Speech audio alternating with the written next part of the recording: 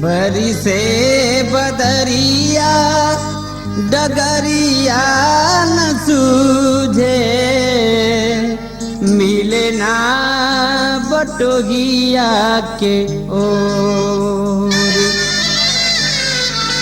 Copy उठे बिरगी के मनवा अंगनवा,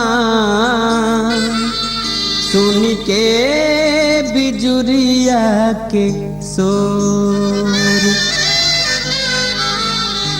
रही रही चितवेली गोरिया अकेली, कंता विदेशवा के छोर।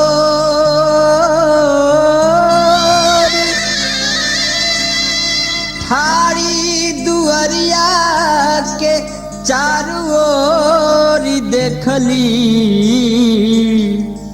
टपके नयनवा से लोर।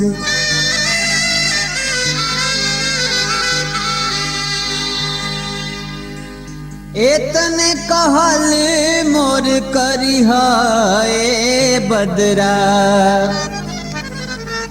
एतने कहल मोर करिहा ए बदरा, एतने कहल मोर करिहा, एतने कहल मोर करिहा ए बदरा, एतने कहल मोर करिहा।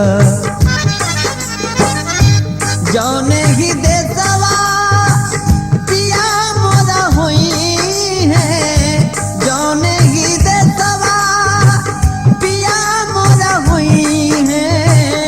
रिम झिम जाई बरिसिहा ए बदरा, एतने कहल मोर करिहा, एतने कहल मोर करिहा ए बदरा, एतने कहल मोर करिहा।